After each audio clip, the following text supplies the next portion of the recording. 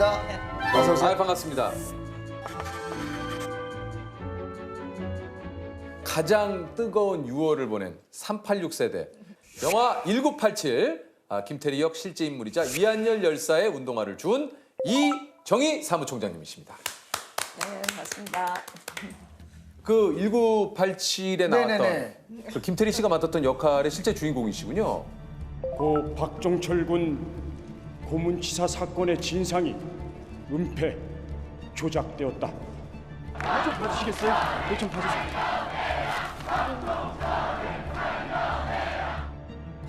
팩트는 같지만 네. 내용은 이제 좀 이렇게 이한열 씨하고 잘 아는 관계잖아요. 맞아요. 네, 근데 저는 잘 아는 관계는 아니었어요. 아니었어요? 네, 2년 후배죠, 한열이가. 아. 그때 이야기 살짝 해주실 수 있나요? 어떻게 이렇게 운동화를? 그날이 이제 6월 9일 날이었고요. 60항쟁 전야제를 저희 연세대학교에서 고문 그 치사 사건에 대한 진상 규명, 뭐 군사 정권 반대 시위를 하기 위해서 많은 분들이 모이셨던. 네네. 다른 집회보다 훨씬 더 많은 학생들이 참여를 했었고 굉장히 격렬하게 싸웠죠. 교내에서 이제 학교 밖으로 나가는 그런 과정에서 전투경찰이 조준 사격을 했었죠. 최루탄을 이게 사실 위로 네. 공중으로 쏴야 되는데 이게 조준을 해서 이게 쏜 거군요. 예. 그때 그 앞에서 다쳤었고요. 처음에는 이제 이렇게 기절하거나 그런 줄 알았고 아이를 부축해가지고 가는데 질질질질 끌려가다가 이제 신발이 이렇게 떨어져 있었던 거예요. 나중에 치료받고 나갈 때 신발 없으면 너무 당황스러울 것 같아서 그래서 이제 신발을 가졌던 거죠. 예. 이거 그 당시에는 그냥 잠깐 입은 부상 정도로 생각을 이 예, 정황이 없으니까. 네네. 그래서 어쨌든 신발을 얘한테 줘야 되니까 근데 병원으로 이제 갔었죠. 그래서 병원에서 어머니께 드렸죠. 퇴원하시게 되면은 이거 신겨서 보내야 돼요라고. 네, 어머니 손 붙잡고 이렇게 등도 들여주고 뭐 이러면서 늦게까지 있었던 것 같아요. 그러니까 뭐 그 당시에 이제 한 달 동안 사경을 헤맬 때는 늘 기도했죠. 그러니까 깨어나라, 깨어나라. 깨어나야지. 죽지 마, 이렇게. 6월 9일 날 다치고 나서 아마 7월 5일 날 사망을 했을 거예요. 학생들이 장례위원을 구성을 해서 망월동까지 같이 소복 입고 모시는데 함께 했었어요.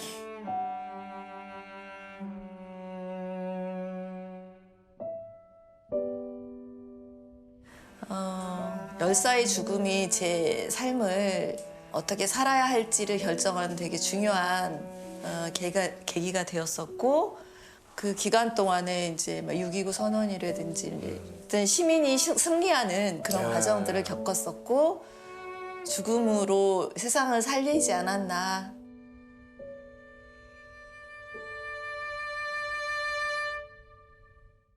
어떤 생각으로 그런 시위에 좀 참가를 하신 건가요?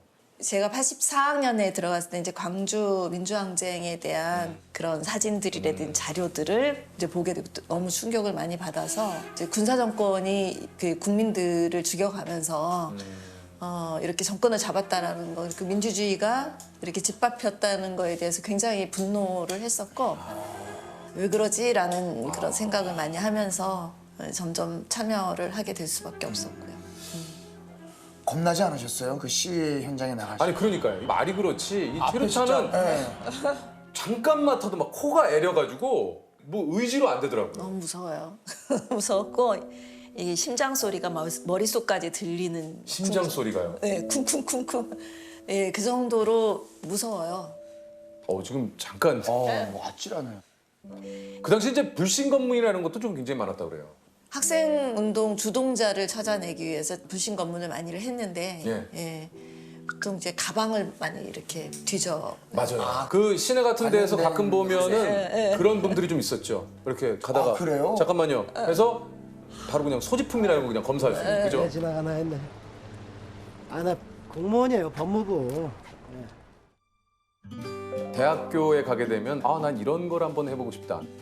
1학년 들어가서는 꿈이 많았기 때문에 그림이라든지 뭐 또 음악도 많이 듣고 이렇게 여행도 많이 가고 그런 것들을 좀 대학 때 할 수 있을 거라는 생각을 했었는데 학생 운동을 하면서 또 그것도 못했죠. 네. 아니 그러면 부모님은 아셨어요? 맨날 울죠. 딸이 그렇게 항상 위험에 노출이 되어 있어가지고 근데 부모님도 아시니까 그렇게 격렬하게 반대는 하지 않으셨어요. 아 그래요? 네. 아. 학생 운동을 하지 않았다면 예, 뭘 좀 하고 싶으세요? 그 대학교 그 4년의 시절에. 요즘 공부를 조금 더 이제 대학원 공부라든지 공부를 좀 안 했던 게 아쉽긴 해요. 아니 근데 저기 공부 안 하셨으면 공부를 안 하신 게 어느 정도인지 잘 모르시나 봐요. 저희 정도는 돼야 공부를. 저는 사실 예. 2000년도에 네. 지구가 종말 뭐 이런 얘기가 정말론 나왔어요. 있었죠. 네. 정말 오니까 무슨 공부가 필요했어요.가지고 어떻게 그냥 나버렸거든요 그때. 그때 종말이 안 온다는 생각이 허겁지겁 보니까 이미 진도가 너무 늦어서 이미 늦은 거 뭐 호기롭게 네. 나는 뭐 다른 걸 해야지 뭐 이렇게 했는데 386 세대만의 또 문화들이 굉장히 좀 많이 있었을 것 같아요. 그 우리가 이제 음악을 들을 수 있는 이렇게 매개가 많지가 없었죠. 않았어요. 그래서 라디오에서 나오는 음악들이 굉장히 저희한테는 이제 소중했었는데 이렇게 음악을 녹음기라고 그 녹음하죠. 카세트 네. 유지하의 노래를 신청해 주셨나요? 네, 들려드려야죠. 불안한 청춘들을 위한 노래입니다. 가리워진 길. 그래서 자기가 좋아하는 음악이 나오면 그걸 다 이렇게 녹음을 해서 이걸 카세트를 하나 만들어요. 그래서 이렇게 그 목록을 다 적어가지고 맞아요. 얼마나 정성이 들이는 그러니까 그거를 이제 자기가 좋아하는 친구들한테 선물로 주고 하면 아 우리 저 사무총장님도 누구한테 선물 주셨어요? 선물 받았죠. 제가 그분이 지금 아 갑자기 지금- 아니요. 아니요 죄송해요. 아, 선물 어떤 노래들이 있었습니까? 거기에 수록곡들이. 우리 한국 가수 이제 양희은, 송창식 노래도 있고요. 그리고 팝송. 아 팝송 어떤 노래 좋아하세요? 내가 웬만한 거 팝송 제가 올드 팝부터 다 알아요. The young one, 뭐 그런 거 예. darling is a young one, 예. 예. darling is a young one. 예. 이 노래. 공부는 아예 안 했겠어요 진짜. 그 얘기를 보면 공부는 아예 안. 저는 어렸을 때부터 예. 그런 거 너무 좋아했어요. 저 이 노래 이제 음은 기억이 나는데 The young one, Dust in the Wind. dust in the wind. 예. 예, 그런. 아 저도 그 노래 굉장히 좋아했는데. 아 그렇구나. 그 당시에 좀 인기 있었던 연예인은 어떤 분들이 좀 계셨나요? 안성기 선생님. 예. 좋아하셨어요? 아유 워낙 이제 유명하신 인기 있으신 분이시고 가수는 그 뭐 송창식 뭐 양희은 이 시대예요 저희가. 딱 진짜 그 이 통기타. 긴 밤지 새우고 예, 예. 송창식 선배님의 노래 중에 어떤 노래를 조금? 그냥 다 좋아하죠. 그냥 왜 불러도 좋아하고. 왜 불러 돌아서서 가는 사람을 왜 불러? 우리 동네 담배 가게에는 예. 아가씨가 예쁘다네. 맞죠? 네네. 이 우차싸 노래. 빨간 꽃 노란 꽃. 네네. 그래서 그 형님이 우차싸? 맨날 그 형님이 우차싸? 맨날 아 죄송합니다. 노차싸. 우차싸는 저희 아 죄송합니다. 노차싸. 노차싸. 노래를 찾는 사람. 아 그죠. 예. 우차싸 사계. 우차싸는 저희 그 예. 개그 프로죠. 개그 프로죠. 예. 저도 당시 좀 즐겨본 TV 프로그램은 뭐가 좀 있어요? 한석규 씨 나오는 서울의 달 뭐 이런 거요? 너무 좋아했어요. 서울의 달. 아 왜 이렇게 좋아했어 서울의 달을요? 한석규 씨가 나오잖아요. 한석규 씨 좋아하세요? 네. 아 그럼 서울의 달 또 한번 불러드려야죠. 아무래도 난 떠나야겠어. 이곳이 나에게 어울리지 않아.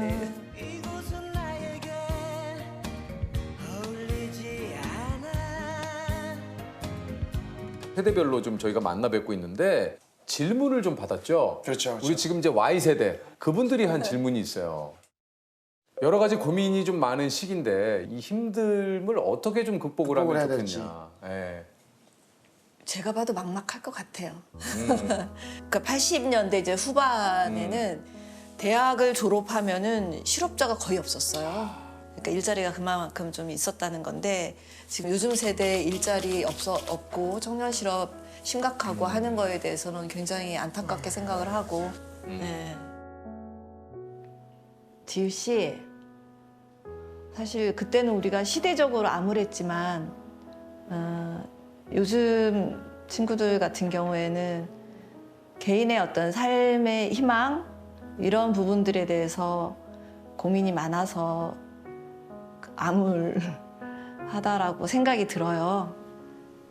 좀 더 나은 세상을 만들어 다음 세대에 물려줘야 될 책임 있는 우리 윗세대가 그러지 못한 부분에 대해 더욱 성찰해야 되지 않을까 생각하고 있어요.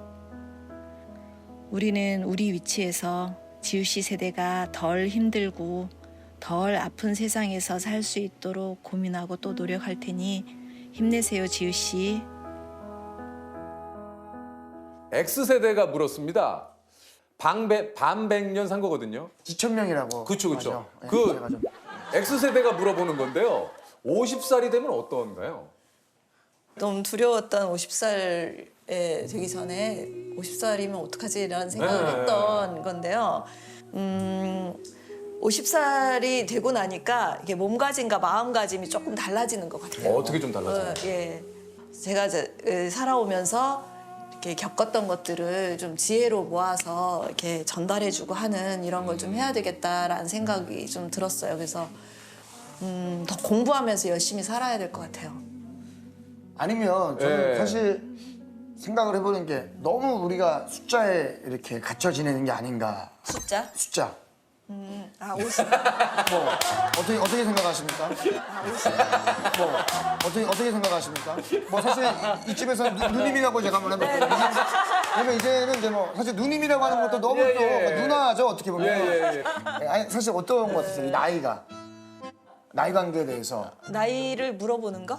뭐 나이 숫자 그러니까 나이는 숫자잖아요 사실. 예. 야야야 이제 숫자. 그런 노래도 있지만 사무총장님. 처음으로 좀 약간 많이 당황하신 것 같아요. 알겠습니다. 얼굴이 굉장히 작으세요. 정말요? 네. 화면에 보는 것보다. 화면은 어떻게 나왔어요? 좀 크게 나오던데. 모르겠어요. 요즘에 좀 운동도 좀 하고 하세요? 자, 그러면 두 분. 정말 영혼 없는 이야기를 네. 한 3개를 주고받으시라고. 다음 세대들에게 물려주고 싶은 것과 물려주고 싶지 않은 것. 물려주고 싶은 거는 어떤 상황이 되면은 이렇게 떨쳐 일어나고 바꾸기 위해서 했던 노력, 그 노력이 이후에도 계속 우리 사회를 건강하게 만드는데 이렇게 좀 물려지는 그런 과정이었으면 좋겠다 생각이 들어요. 네. 그래서 그러면 물려주고 싶지 않은 것은 뭡니까? 꼰대 문화죠. 예, 너무 보수적이고 권위적인 문화들은 물려주고 싶지 않죠. 다른 세대에게 내가 풀지 못한 고민을 좀 상담을 한다면 세대를 이해하기가 조금 어려울 때가 있어요. 이제 나이가 좀 들면서 젊은 세대하고 잘 소통하는 방법. 좋네요. 요거 물어보면 되겠네요. 네네. 제가 아는 그냥 형님이 계신데 나름대로 굉장히 좀 젊은 친구들과 소통을 많이 한다고 생각을 하시는 분이 저한테 뭐라고 얘기를 해주냐면 하고 싶은 얘기를 5번 참으래요. 갔을 때 참고 공감. 참고 5번 참으면 5번만 참으면 돼요? 5번 참으면 먼저 저 근데 혹시 뭐 하면서 먼저 이제 질문을 하기 시작하면 이제 좀 대화가 시작이 되는데 보통은 가자마자 하는 얘기가 내가 나이는 있지만 편하게 생각해요. 나 그런 사람 아니야를 30분 얘기하니까 거기서 이제 딱 듣기 싫으네.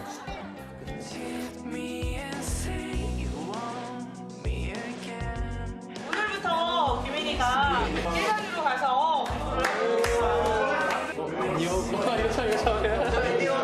못 자 이제. 다 갔어. 조나 다 갔어. 아 이거 아닌데.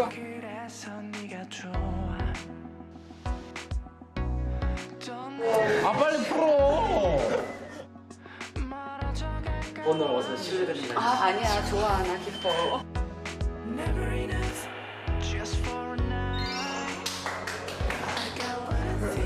하나만 더 쫄게. 규민님 말 대신 웃음으로 대답을 대신합니다. Goodbye. Someday we'll miss the days we had.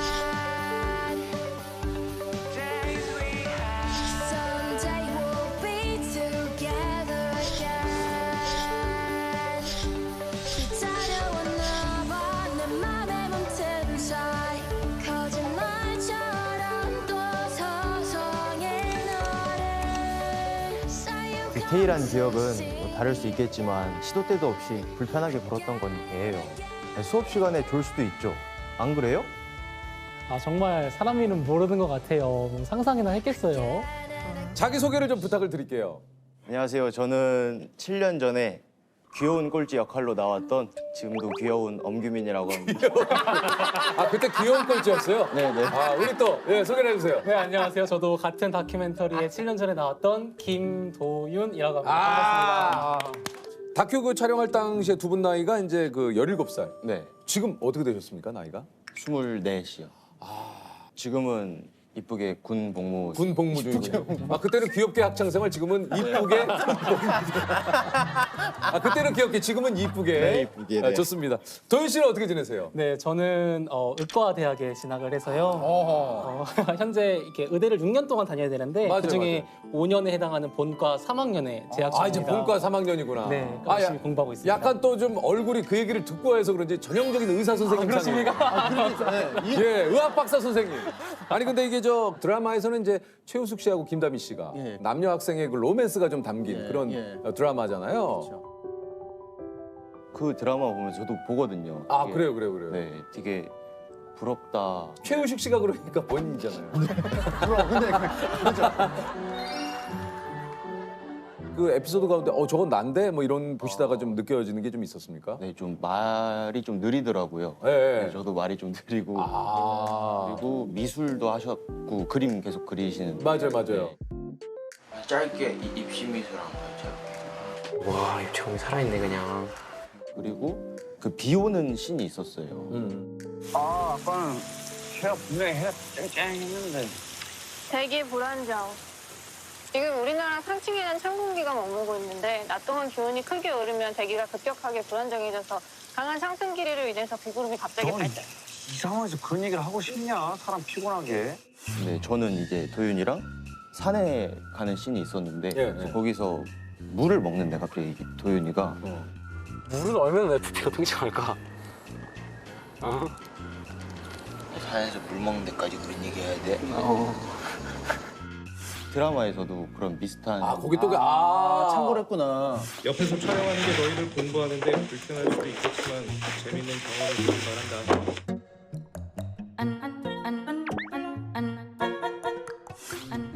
선생님, 이 문제를 로피토의 정리로 풀려면 어떻게 접근해야 될까요? 첫 수업부터 난관입니다.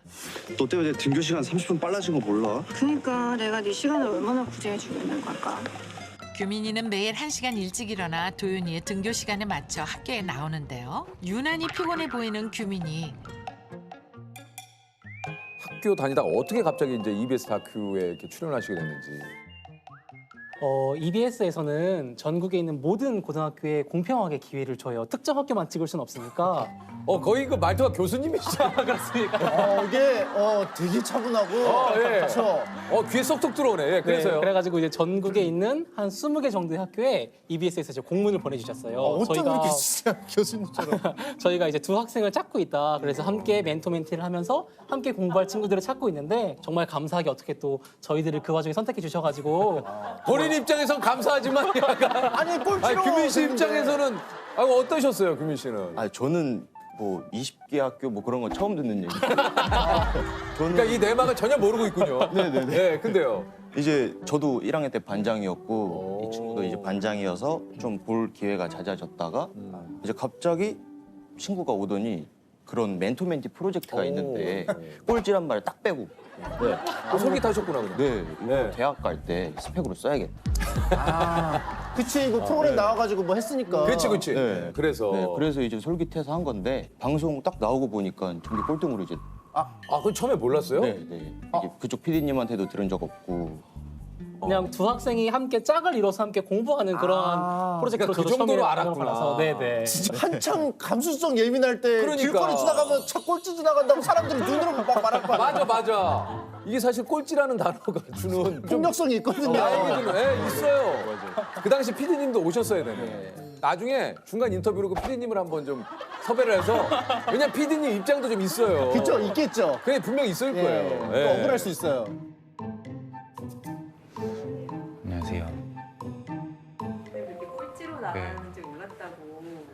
예. 사실 이제 처음부터 부제를 정확하게 딱 정하고 가는 건 아니니까 좀 공부에 관심 없는 친구들을 대표할 수 있을 만한 단어가 뭐가 있을까 하다가 그런 꼴찌라는 단어가 좀 귀여운 느낌이 규민이랑 잘 맞는 것 같아서 사전에 이제 허락 없이 좀 그런 표현을 사용을 했어요. 근데 이제 이렇게까지 사실 이슈가 될 줄은 몰랐던 것 같아요. 저도 몰랐고요.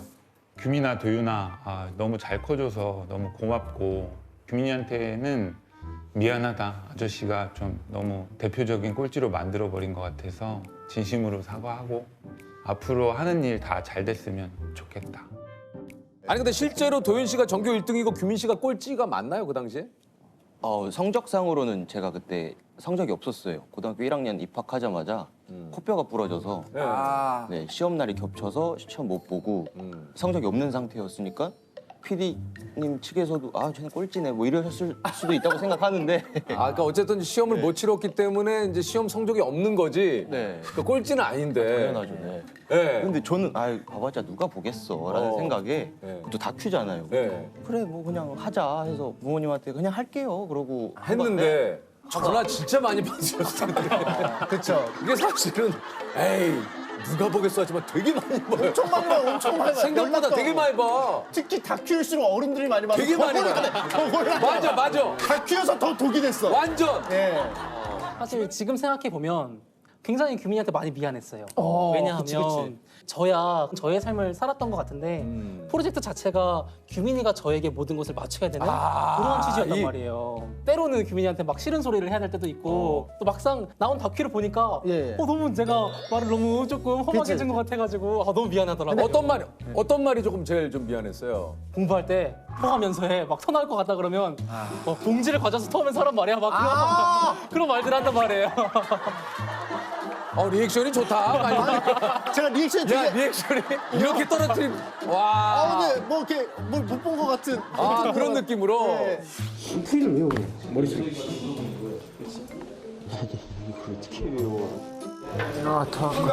토 나와요. 토 나올 것 같아 이런 말 하지 마. 그렇지. 정말 나올 것 같으면 봉지를 갖고 와. 토 하면서 해. 이걸 그대로 외워. 그렇지. 이 문제거든 그대로 외워.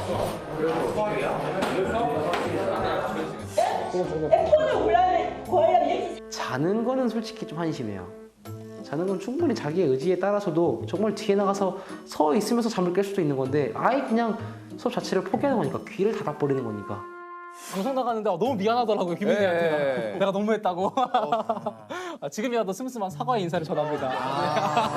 근데 왜냐면 이게 이제 방송상으로 그런 것들을 모아놓다 보니까. 그쵸. 사실 임팩트 있는 것만 자르다 보니까 항상 임팩트 있는 말만 하는 사람처럼 보여요. 근데 또 심한 말도 했는데. 방송은 또 그래야 이 보시는 분들이 확 몰입이 돼요. 슴슴한 말 했어봐요. 도윤 씨가 처음부터 에이 뭐 그럴 수도 있죠. 하루의 아침에 되겠습니까? 벌써 그럼 맥이 확 풀리잖아. 수학 문제 하나를 놓고 친구들과 씨름 중이었네요. 수학을 좀 좋아하는 것 같아요. 아무리 깊게 파놓은 함정이 있다 해도 그 함정을 딱 이렇게 발견했을 때 그 희열감은 정말 좋은 것 같습니다. 이걸 어디다 써먹나. 더하기 빼기 곱하기 나누기만 하면 살 수 있는데 왜 굳이 배워야 하나?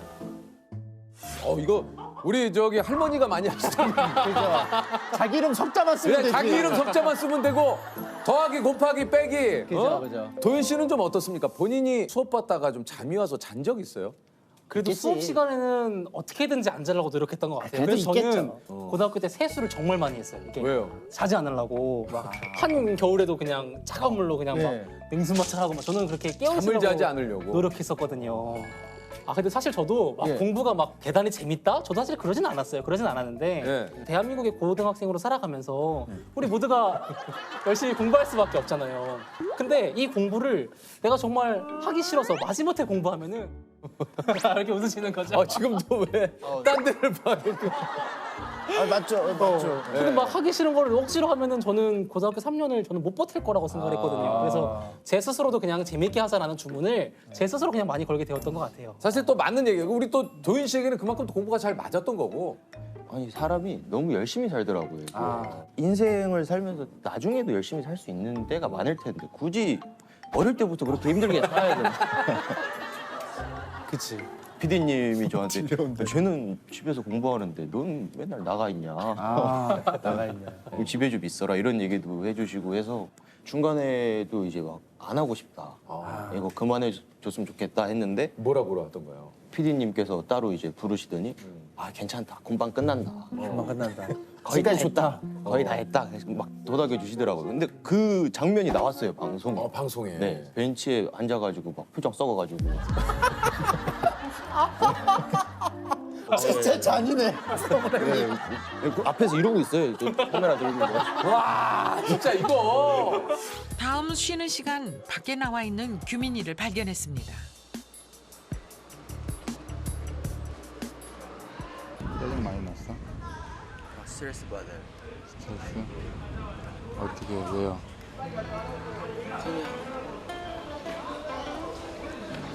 오늘 야자 안 할래요. 왜요? 자율학습 시간 있으니까 갈래요. 내가 왜 이랬지? 아니 그 이제 규민 씨는 이제 3개월간 그 전교 1등하고 이제 공부를 했잖아요. 네. 어쨌든 좀 어땠어요? 전교 1등이랑 공부했다기보다는 전교 1등의 공부를 바라보고 전교 1등 옆에서 숨 쉬는 거 정도? 처음에 좀 열심히 같이 해보려 그랬는데 그랬는데 이제 저는 공부를 할 때 이해를 해야 하는 스타일인데 이 친구는 무작정 옆에서 외우라고 시키더라고요. 네. 그러니까 본인이 외우면서 하는지 모르겠는데 저보고는 외우래.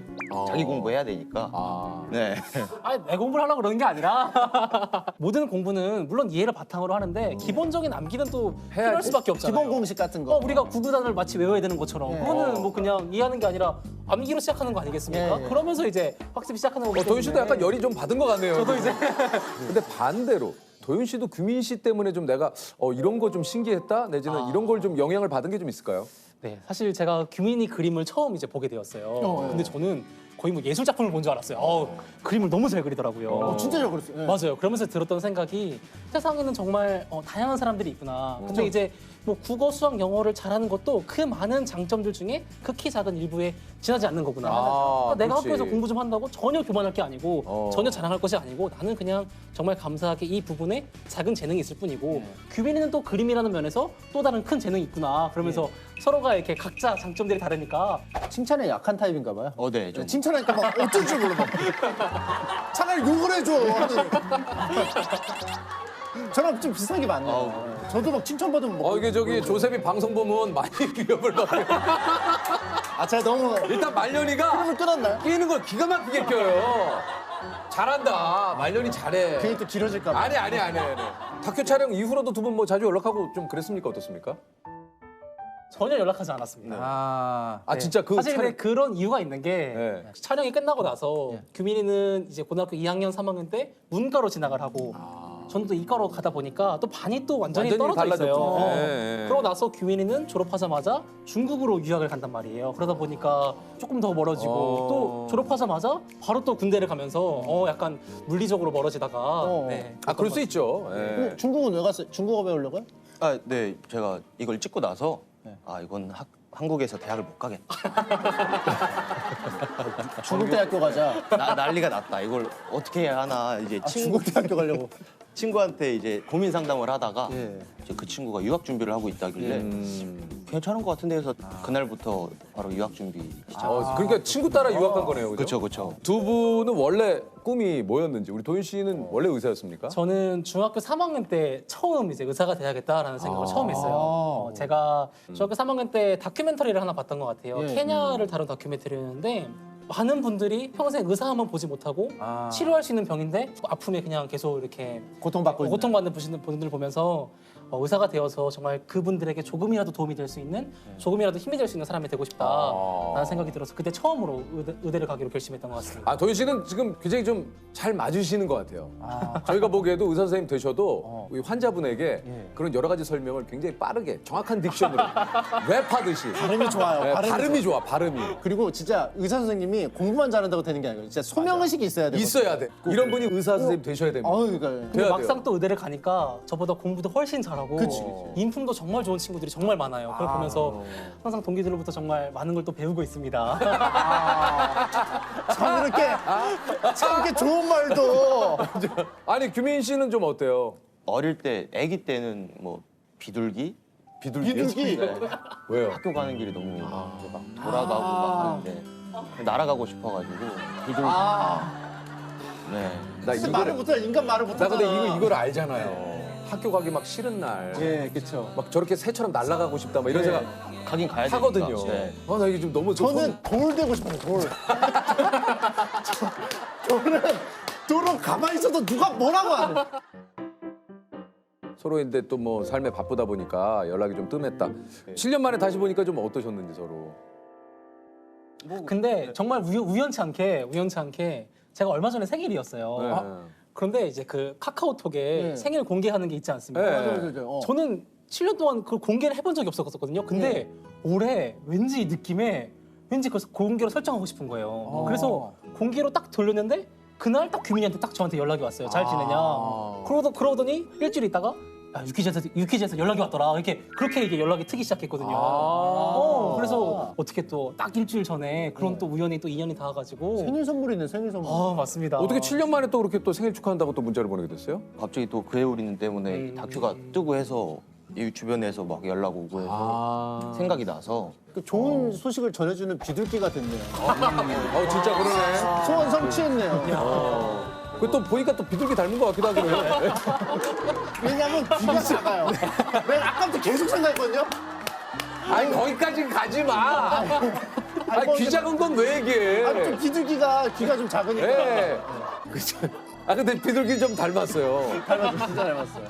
아까 얘기하셨잖아요. 10년 됐을 때 다시 한번 찍고 싶다 이런 다큐를 얘기를 하셨는데 10년 뒤에 다시 다큐를 찍는다면 어떤 모습으로 살고 있을 것 같은지. 뭐 3년 후인데. 3년 후에도 뭐 그때는 좀 깜찍하게 살고 있지 않을까? 이쁘고 귀엽고 깜찍하게. 학창 시절 귀여웠고 지금은 이쁘게 군복무중이었다면 3년 후에는 깜찍하게 있지 않을까. 네, 깜찍한 비둘기가 돼서 우리 도현 씨는 어떻게 지내고 있을까요? 저는 지금 이대로라면 아마 이제 의사 면허를 따서 그렇겠죠. 의사로서 이제 활동을 시작했을 것 같은데 저의 지금의 소망대로 그때도 초심을 잃지 않고 제가 처음에 꿈꿔왔던 그 소명감 있는 그 의사가 되는 것이 저의 10년 후에 3년 후에 미래의 모습을 기대하는 저의 모습인 것 같습니다. 저는 감사하게 EBS라는 촬영을 통해서 최고의 일기를 썼다고 생각해요. 언제나 이걸 돌아봐도 정말 그때의 저의 시절을 생생하게 다시 또 기억해낼 수 있고 소환해낼 수 있는 거니까 가끔 저도 이제 그 일기장에 적혀 있는 다른 분들의 댓글들을 가끔 봐요. 댓글들을 보면은 항상 이제 저희들을 응원해 주시거든요. 열심히 살라고 그냥 그런 걸 보면서 정말 많은 분들이 저희들에게는 너무 과분한 관심과 또 사랑을 보여주셨는데 그분들의 좀 기대에 그래도 엇나가지 않게 저희들도 각자의 삶의 자리에서 더욱더 열심히 살아야겠구나 또 열심히 또 공부하면서 학생의 신분을 다해야겠구나 라는 생각이 들게 되는 것 같습니다.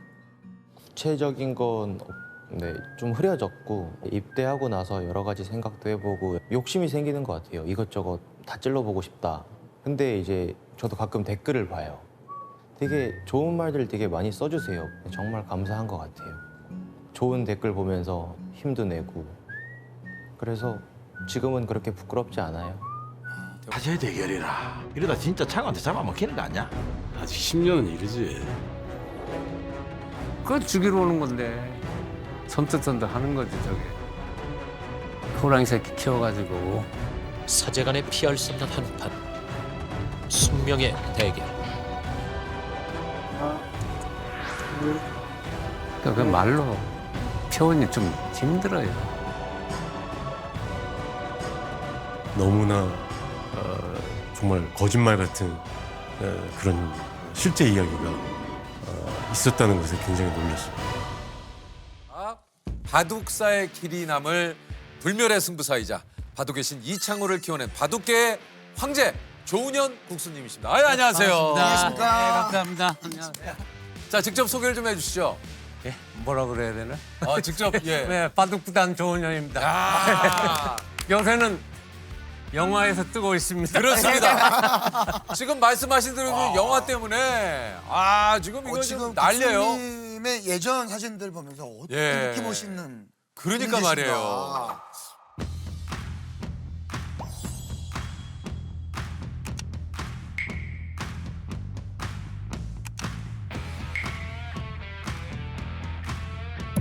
(74년) 최고위전을 첫 번째로 국내 바둑 타이틀을 독점하는 전관왕의 이업을 이루기도 했습니다. 입신의 경지에 들어선 우리나라의 조훈현 구단이 세계 바둑 최고봉에 우뚝 섰습니다. 145수 만에 첫 구단을 통쾌하게 불개로 누르고 바둑 세계 최강자의 자리에 올랐습니다.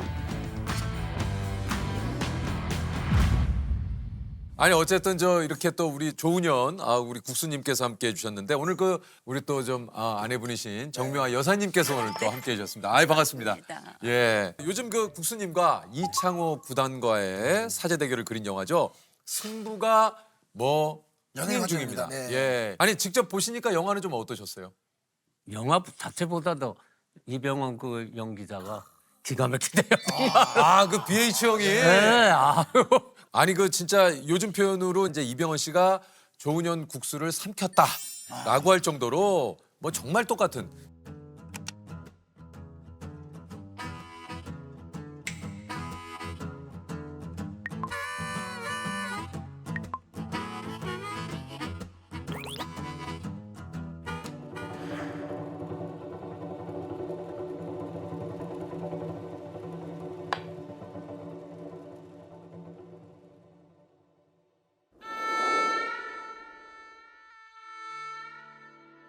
안녕하세요.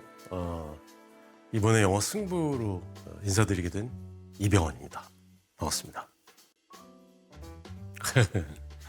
아이고, 국수님께서 그렇게 칭찬을 해주셨다니까 너무 신나네요.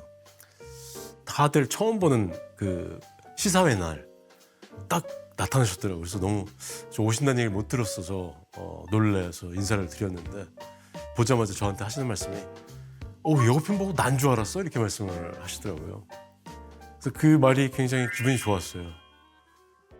워낙 그 시대부터 지금까지도 레전드이신 분이기 때문에 정말 방대한 자료가 있어요. 여러 가지 영상들, 사진들 이런 것들이 저한테 좋은 선생님이 됐죠. 조은현 국수님의 특유의 표정들이 있으시고 늘상 생각이 깊어질 때 하시는 입모양 있고 또 손의 모양이 있고 또 앉는 자세라든가 이런 것들을 당연히 유심히 살펴보고 관찰하고 우스갯소리로 그런 말씀하셨어요.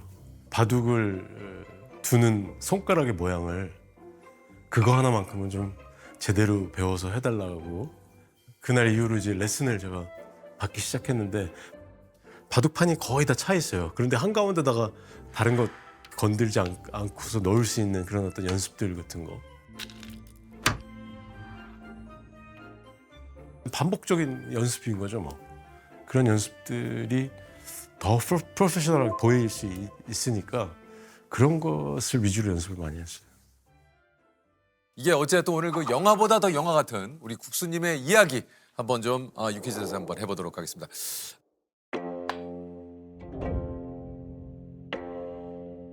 우리 프로 바둑 기사분들이 되게 이제 아버님을 통해서 다 그런 건 아닙니다만 보통 그렇게 이제 바둑에 그렇죠. 입문을 하시는 네. 경우가 굉장히 좀 많다 그래요.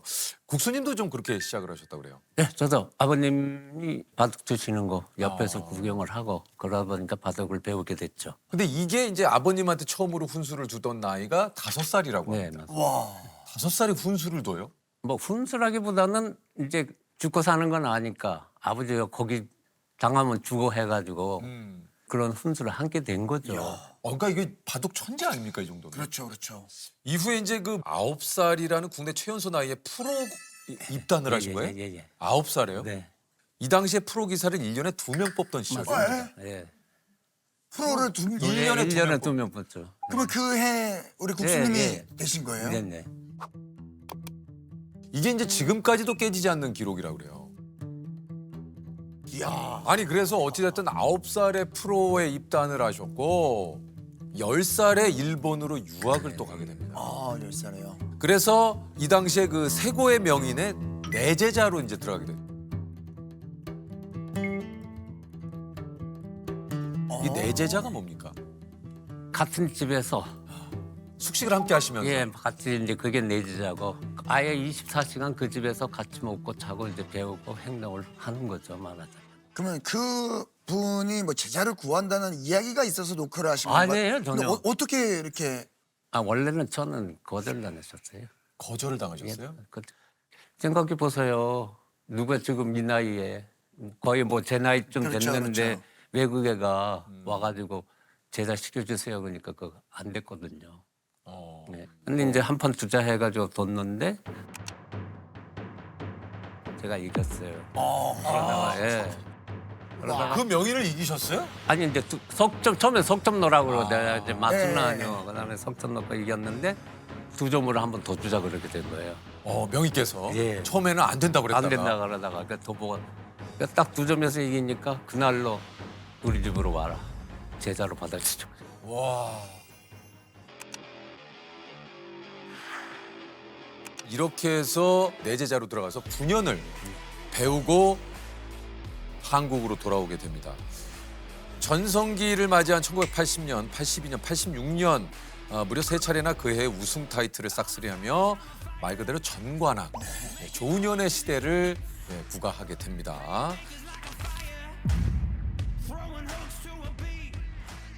이게 이제 그 당시에 적수가 없어가지고 천하의 조은현이라 불리던 때 10살의 이창호 구단을 그 당시에 내제자로 드리게 되는데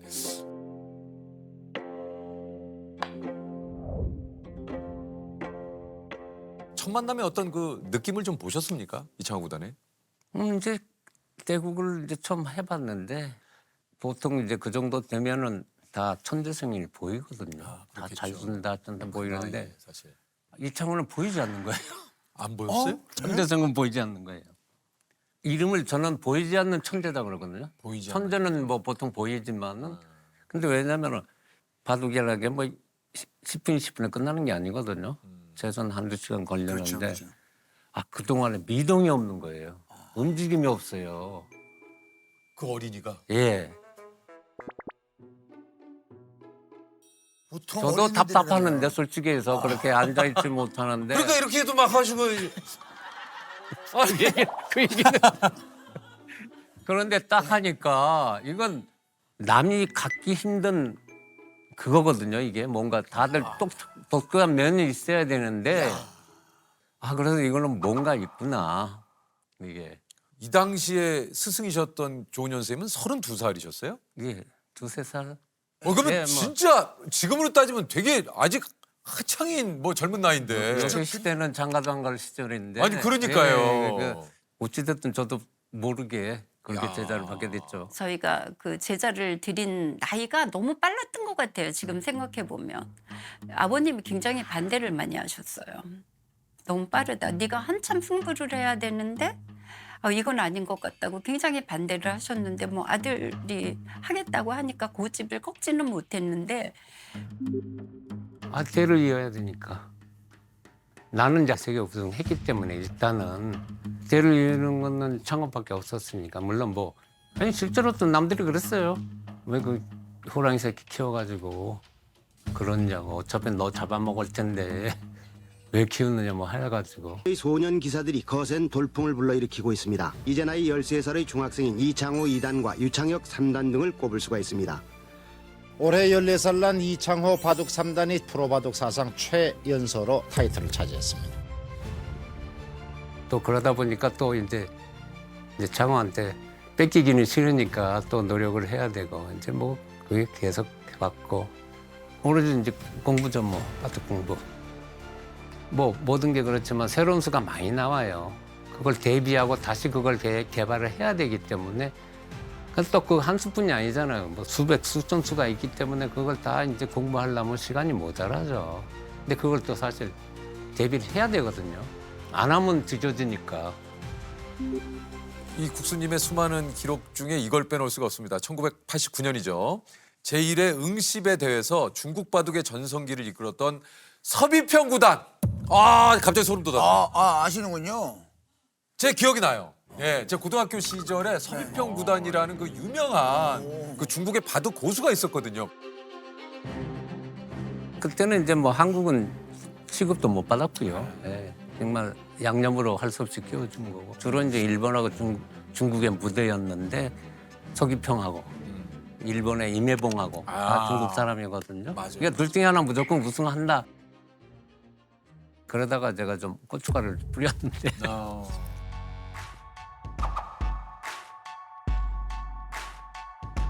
지금 약 10수 정도 토속의 공방전을 벌이고 있는 장면이죠.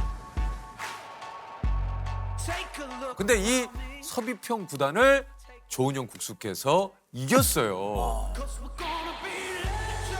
우리나라의 조훈현 구단이 145수 만에 첫 구단을 통쾌하게 불개로 누르고 바둑 세계 최강자의 자리에 올랐습니다.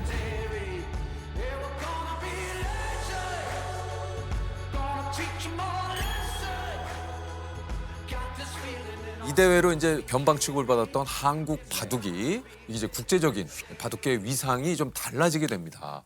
그런 계기가 국수님의 우승이었어요.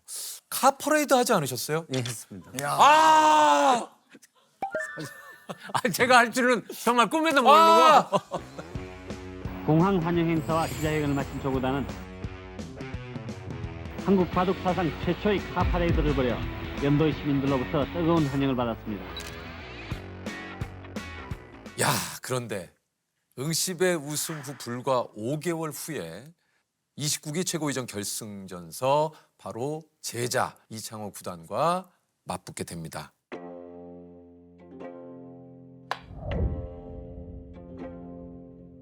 전투의 신 조은현 구단과 계산의 신 이창호 4단, 그 당시 4단입니다. 기풍의 다른 점을 좀 쉽게 설명을 해주시죠. 어떻습니까? 쉽게 하면은 나는 창이었고 이창호는 이제 방패였죠. 그렇죠. 네. 뭐 쉽게 얘기하면. 결승에서 이창호 4단하고 붙게 됐을 때의 느낌은 좀 어떠셨어요? 딱 바둑판에 앉으면 눈에 안 보이거든요. 상대가 누구든 간에 뭐 제자든 누구든 뭐 안 보이게 됐죠. 뭐 바둑판에만 몰두하기 때문에.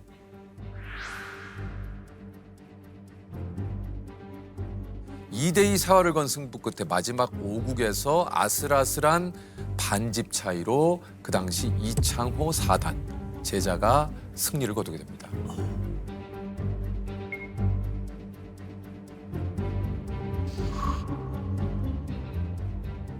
정말 그 누구도 예상하지 못했던 결과예요. 그 세계 대회에서 우승한 지 5개월 후에 펼쳐진 대회였기 때문에 그 누가 예상을 했겠습니까? 사실 뭐 한 10년은 더 걸린 줄 알았거든요. 그러니까. 그러면 뭐 저도 창호가 그렇게 빨리 성장할 줄은 몰랐고 그러고 이제 쓸쓸한 건 뭐 쓸쓸하기보다는 비참한 거죠. 쉽게 해서. 뭐 지는 걸 어떡합니까? 그렇죠. 어떠셨죠 하는데 그건 말로 표현할 수 있나요? 당해보지 않고는. 그러니까 그 말로 표현이 좀 힘들어요. 이제 그래서 그게 그냥 힘들었습니다로 끝나나요? 뭐 즐거웠습니다 아니면 괴로웠습니다 그거 끝나는 건 아니잖아요. 그냥 버텨내는 수밖에 본인이 당한 그 상황이니까 본인이 알아서 할 수밖에 없어요. 그게 이제 어떻게 대처하냐가 문제지.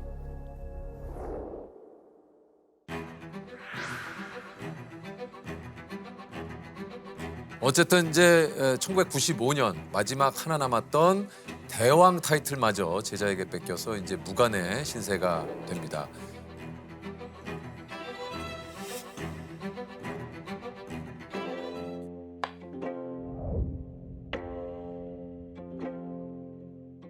바둑의 황제라고 부르셨던 제왕이라고 부르셨던 분이 하루아침에 다른 사람도 아닌 본인의 당신의 제자에게 패배를 계속 연속으로 하면서 다시 처음부터 시작하려고 하는 그 마음가짐이 어땠을까를 생각해 보면 되게 헤아리기 힘든 그런 마음 상태였을 거라는 생각이 들어요.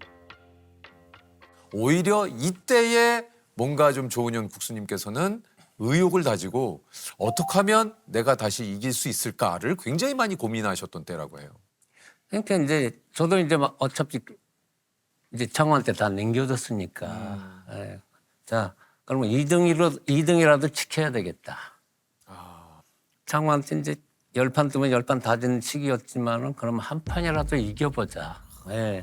이게 이제 그렇게 생각을 했고 이제는 창호가 쫓기는 입장인 거죠. 그렇죠. 그러니까 나는 편하고 마음이 편해진 거예요. 이 이후에 마음이 좀 그렇게 좀 편안해지고 뭔가 체력적으로도 뭔가 이제 좀 끌어올리기 위한 여러 가지 노력들을 좀 많이 하셨다고 해요.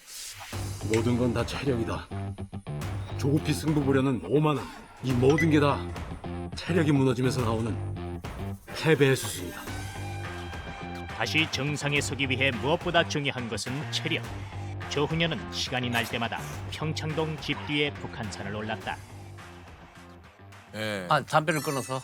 담배도 네, 끊으시고. 그게 한 4-5갑 폈거든요. 4-5갑이요? 예. 어떤 값으로는 그래요. 하여튼 느낌이 담배 연기가 머릿속에 꽉 찬 것 같아. 담배 끊고 나서는 물론 이제 그래서 그런지 몰라도 이제 연기가 머릿속에 있는 것 같지도 않고 해가지고 어쨌든 좀 뭐 풀린 것 같아요. 그래서. 조훈현 구단 아내가 운전하는 차로 먼저 도착한다. 조 구단보다 3분 늦게 한국기원에 들어선다.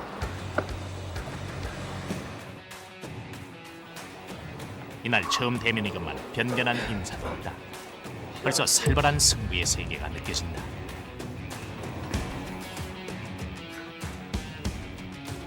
이날 대국은 조 구단의 승. 복귀하는 조 구단의 음성이 기름지고 아니 여기만 두터워지면요. 아직 저거 한 손으로 잘 못 나가거든요 지금. 저거 두 점 잡고. 별명대로 돌부처와 같은 이창호의 무표정. 그래서 2003년입니다. 51살의 나이로 성화재배 세계 바둑 선수권에서 27살에 중국의 왕레이 선수를 누르고 다시 천하를 평정. 세계대회 최고령 우승 기록이라고. 야, 감사합니다.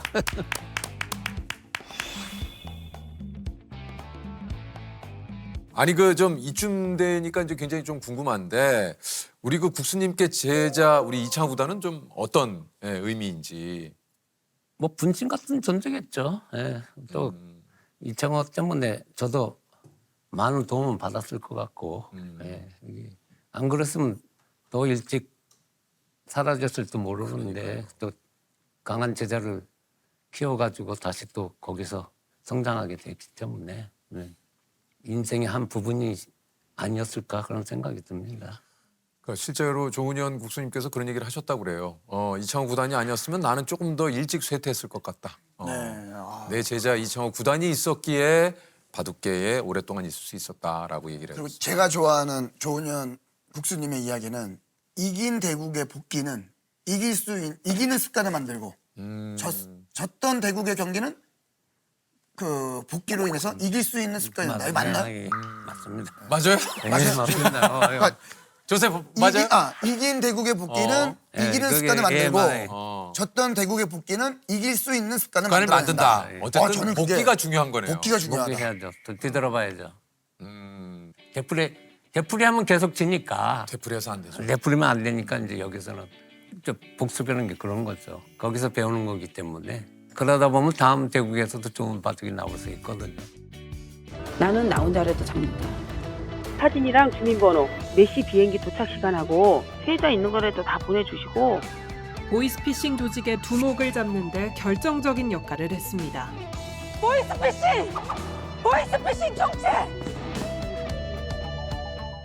그날 전화가 뭐라고 온 겁니까? 제가 소송 중이었는데 네네. 그 이제 소송에 필요한 자금을 대출을 좀 알아봤었는데 1,500만 원 정도 들어간다라고 생각을 막연하게 하고 있었는데 공탁금이. 근데 이제 병원비에 소송비에 막 지치더라고요. 그래서 대출을 알아봤었어요, 이금융에. 근데 저는 간이 사업자를 안 된다 그래서 포기를 했어요. 근데 그 과정에서 공탁 얘기를 했었지. 뭐 이렇게 또 좀 이제 대출을 좀 알아보시다가 요것도 뭐 이제 좀 잘 안 돼서 뭐 여러 가지 알아보던 중에 전화가 온 거라고 하더라고요. 포기를 했었는데 이제 제가 재판하기 한 일주일 전에 여보세요?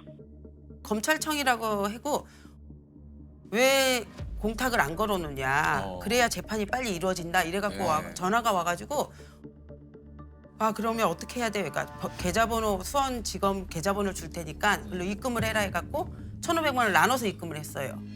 저는 검찰청이라고 하고 제 재판 얘기를 너무 잘 알고 있어서 정말 많이 믿었죠.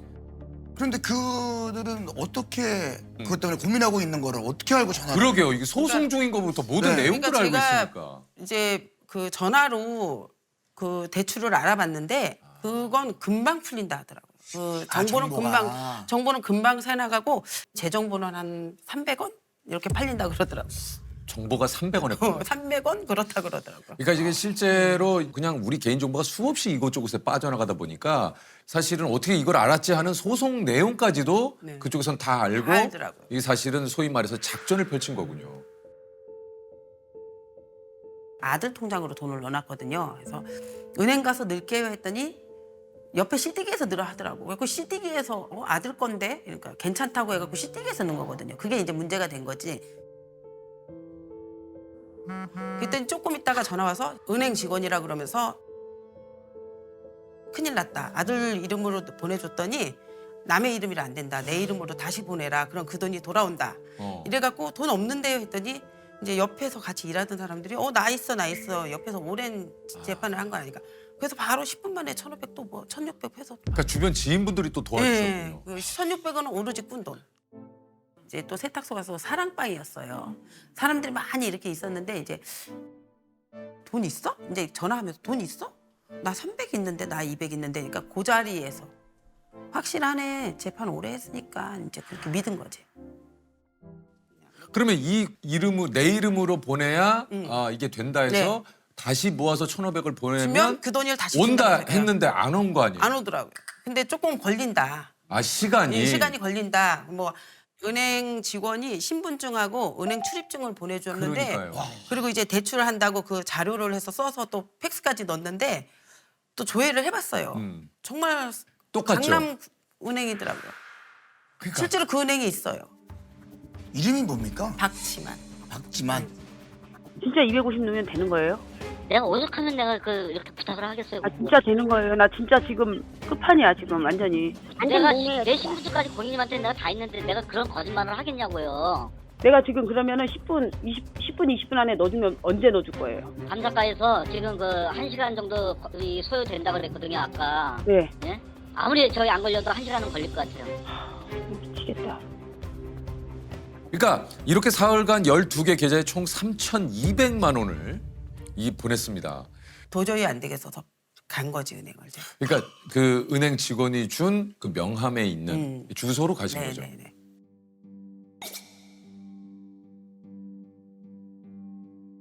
갔더니 어떻습니까? 정말 있어요 은행이. 안심했죠. 있어요. 전 밤에 갔는데 정말 있어서 안심을 했는데 문이 잠겼으니까 혹시 하고 이러고 안을 이렇게 은행 쪽을 봤더니 경비 아저씨가 오더라고요. 무슨 일이냐 그러길래 명함을 보여줬더니 이분 여기 계셔니까 있기 이러더라고요. 그래서 내가 맞죠? 여기 계시니까 이거 잡아야 되는데 숱하게 찾아온대요. 거기에서 딱 알아채셨군요. 그래서 이미 그 당하신 분들이 꽤 있었던 거구나. 그러니까 그 경비 그 하시던 가명으로 분이 나오신 중국에서 거예요. 그 이름으로 사용했대요. 어쨌든 그 얘기를 듣고 진짜 하늘이 노래지셨을 것 같은데요. 노래졌죠. 저는 세탁소를 하면서 이제 미싱 부업을 같이 하고 있었어요. 그래갖고 정말로 밥이고 낮이고 틈만 나면 일하면서 정말 알토란 같이 모은 돈이거든요. 그리고 정말 저한테는 그때는 전 재산이었거든요. 그렇죠. 너무나 큰 돈이죠. 너무나 큰 돈. 전 재산에 남의 돈까지 플러스가 돼서 빚이 거죠.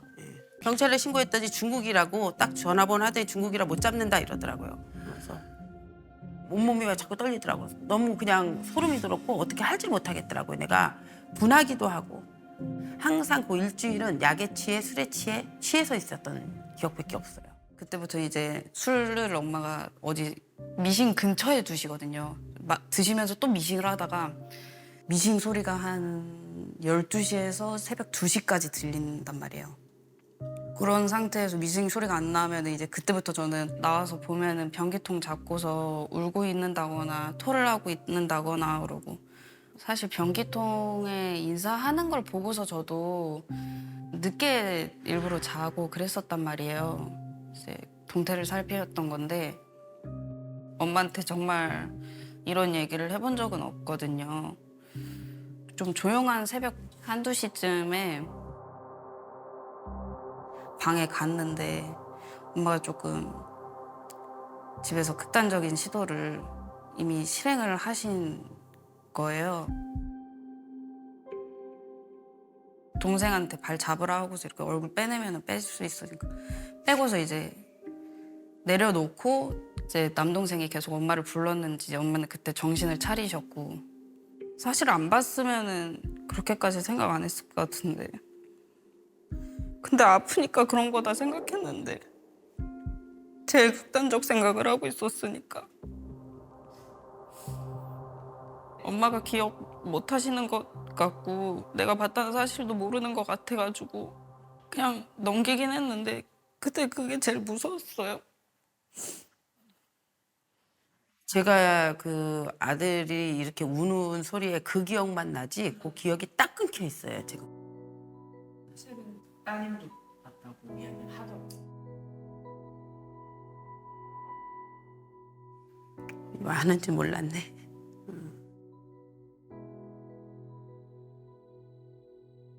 지금 이 얘기는 제가 처음 들은 거거든. 그 기억이 딱 블랙아웃이 됐어요. 그 과정이 몇 시간이 블랙아웃 돼갖고 나도 모르게 그 극단적인 선택을 하고 그걸 애가 울면서 끌어안으면서 엄마 죽지 마 소리에 내가 이렇게 살면 안 되지. 내가 왜 내 새끼들한테 엄마 없는 새끼를 만들 뻔했네.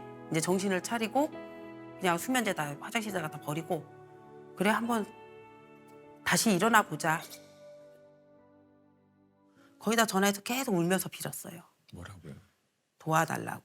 그럼 500만이라도 달라니까 거기서 끊임없이 돈을 요구를 했어요. 그러면 그때부터는 이제 저도 머리를 쓰기 시작한 게 돈을 넣어달라 그러면 10원 넣어주고 대포통장 신고하고 100원 넣어주고 대포통장 신고하고 100만 원 넣어줬다 문자 보내면서 대포통장 먼저 신고하고 막아버리고 그냥. 그냥 막아버린 거야. 이자피 돈 못 받을 거. 계속 전화했어요. 내가 전화하면 저 사람들이 다른 한국 사람은 통화를 못 하잖아요. 그냥 24시간 통화를 들고 있어요. 한 4일, 5일 욕을 하니까 나도 지치더라고요. 내 생활이 안 되더라고요. 이제 빨리 잊어버리고 벗어나야 되겠다 싶어서 욕을 안 하고 에이 그래 네 잘 먹고 잘 살아라. 근데 넌 3대가 망할 거야. 죽어서도 내가 망하게 할 거야 이러고 맨 마지막에 그렇게 보내고 안 했는데 일주일 만에 연락이 됐어요. 아니 그러니까 이게 또 참 신기해. 그러니까 이게 여기서부터 진짜 이게 뭔가 또 영화 같은 이야기예요. 네. 그 전화번호 오길래 안 받았어요. 계속 오길래 받았더니 도와줄 수 있어요? 뭐가요? 저희도 도와줄 수 있어요? 김성자 씨 저 좀 도와주세요. 또 욕을 했어요. 어디다 대고 또 사기치냐고 욕을 막 하고 끊었더니 다시 전화 와서 아니라고 자기 좀 도와달라. 내가 김성자 씨 도와주려고 그런다고. 네가 나를 뭘 도와 이랬더니 총책 정보를 주겠다. 그러니까. 자기는 총책이 아니다. 그 저한테 제보 준 사람은 은행 사칭한 사람이에요. 저희도 도와줄 수 있어요? 어떻게 도와주면 돼요? 그 사람이 사장이고 네. 그 사람이 오늘 여기에서 일 시키고 협박하고 저희 이런 일인지도 몰랐고요. 예. 지금 나랑 술 먹고 나와 있는 상태여서 지금 전화한 거거든요. 예. 우리가 전화했다는 얘기도 진짜 이거 비밀 보장해줘야 됩니다. 아니 본인을 살려달라고 지금 성자 씨한테 전화를 하신 거 아니에요? 저한테 제보 온 거는 자기도 감금되고 두드러 맞고 그러고 있다. 그러니까 제발 자기 좀 살려달라. 그러면 경찰에다가 본인이 신고하면 되잖아요. 감금돼 있어서 못 하고 있다. 그리고 자기네는 신고를 하면 바로 걸린다. 그러니까 이게 전화 통화한 내역들이 걸리니까 네. 김성자 씨에게 하면은 이거는 이제 또 다른 범죄를 위해서 전화한 거라고 생각을 할 수 그리고 있겠군요. 믿은 게 낮에 전화를 안 하고 밤에 하더라고요. 낮에 은행 시간에 전화 안 하고 밤에 하더라고요. 그 기록이 남으면 안 돼서 몰래 한다. 처음엔 정말 또 사기치려고.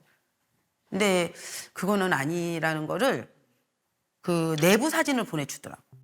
이 사람을 잡았는데 어떤 근거가 없으면 이 사람을 잡아낼 수가 없대요. 이거 어떤 증거라는? 보이스피싱 사무실 주소 알 수 있냐고 물어보더라고요. 아 이거 진짜구나. 잡아야지. 반드시 잡아야지. 그때부터 저한테 제보한 사람을 더 어르고 달래서 돈 보내줄게. 자료 더 줘. 그 며칠을 그런 것 같아요. 중국 핸드폰 번호래도. 중국 핸드폰 번호. 132에 132에 290 290 97이요. 9요. 그 사람이요. 이름이 뭐예요? 최 몇 년생이에요? 65년생이요. 키가 몇이에요? 넉넉 잡아서 한 160 정도 돼요. 넉넉 잡아서 160, 몸무게는 대략? 예, 몸무게는 말랐어요. 말랐어요. 고향은 어디예요, 이 사람? 제가 이게 이천이라고 했는데 잘 모르겠어요. 피해자들 그 명단이 필요하다 그러더라고요. 내일까지 꼭 사진 찍어 보내드릴게요. 예. 그 피해자 명단이 800명인데 그게 한 5억 정도 되는데 삼촌이 거기서 무슨 일을 어떻게 했고 어떻게 지시를 받아서 이런 내용을 했다는 그 내역이 있어야 된대요.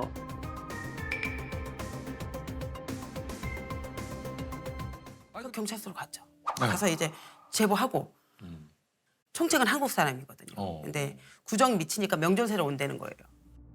왜 한국은 그 사람은 한국 왜 들어오는 거예요? 설날이잖아요. 아 설날 명절새로? 비행기표 시간 알려드릴 거예요. 비행기표 시간이랑 내 이름이랑 해갖고 알려줄 거예요. 근데 내가 전화하기 전에 먼저 전화하지 마요. 절대. 그 사람이 꼭 가서 잡혀야지만 우리도 들어갈 수 있어요.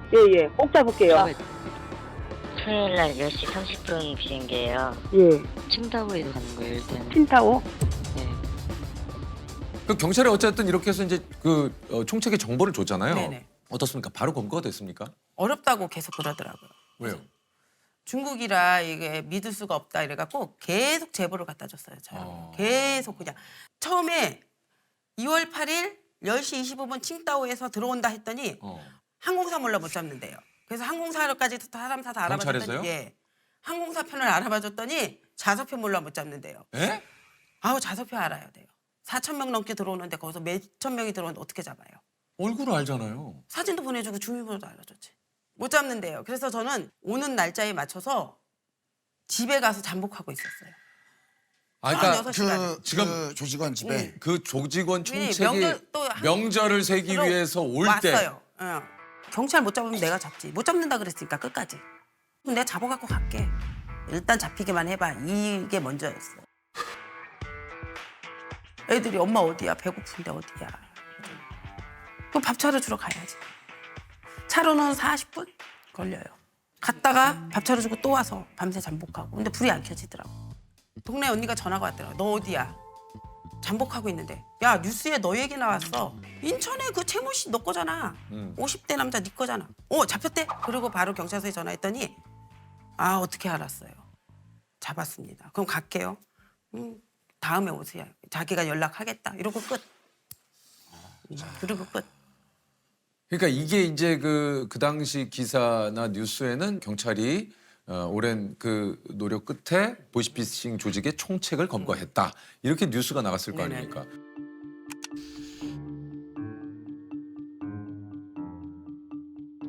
거기에 그 김성잘 씨의 어떤 결정적인 제보나 이런 내용이 포함되지는 않았을 거 아니에요? 제가 영화 나오면서 사실 확인서를 끊어봤는데 그냥 피해자 70여 명 중에 김땡자. 그게 다였어요. 네. 그래서 사실은 결정적인 어떤 이 범인을 검거하는 데 큰 공을 세우고 그 모든 정보를 사실은 어떻게 보면 이것도 굉장히 또 본인의 위험 부담을 안고 한 그렇죠. 거잖아요. 야, 참. 아, 그 1억 받으셨어요? 안 받았죠. 경찰이 공을 가르치는데 저는 피해자 김땡자니까 안 받았죠. 아, 1억 못 받았어요? 아이, 이렇게 결정적으로 했는데 안 받았어요. 1억을 저는 줘야지. 범인을 잡을 때 1억 8천이 압류가 됐어요, 범인이. 근데 1억 8천이? 예, 1억 8천이 압류가 됐고 그때 당시에는 피해자들한테 돈이 갈 수가 없는 법이었어요. 3,200도 못 준대요. 그럼 그 돈도 못 받으셨어요? 아, 못 받았죠. 10원도 못 받았죠. 지금까지 경찰서에서는 한 푼도 안 받았어요. 나중에 100만 원 받으셨다고. 100만 원도 안 받았죠. 그것도 안 받았어요? 자존심 상하게 100만 원. 아, 그거는 거부하셨어요? 거부했죠. 아. 당당하게 거부했죠. 아줌마 그냥 100만 원 받으라고. 아줌마 그냥 100만 원 받으시래요? 끝까지 아줌마였어요. 끝까지 아줌마였어요. 이렇게 큰 공과 이 정보를 주신 분을 그냥 아줌마 100만 원 받으시라고 끝내시려고 그랬어요? 영화 나오면 나 방송국에 다 떠들 줄 알아. 했더니 무슨 영화요? 시민 다큐 영화 나올 거라고 기다리라고 이랬는데 그게 4년 있다 나왔어요. 아니 그 영화 나간 이후에는 그쪽에서 연락이 없습니까? 없어요. 근데 다른 경찰들이 자꾸 전화 와요. 뭐라고요? 미안하고 고맙다. 그러니까 다른 경찰들이 전화 와요. 그리고 다른 거보다 저 그냥 아줌마가 아니에요. 김성자 씨입니다. 네, 맞습니다. 예, 빚은 다 해결이 되셨습니까? 해결했죠, 진짜. 진짜 해결. 잘 됐습니다. 이미 영화를 보고 너무 가슴이 아팠다고 국민권익위에서 5천만 원을 받았어요. 받았어요. 5천만 원에서 이제 그 포상금으로 받았는데 이걸 받고 한참을 생각을 했어요.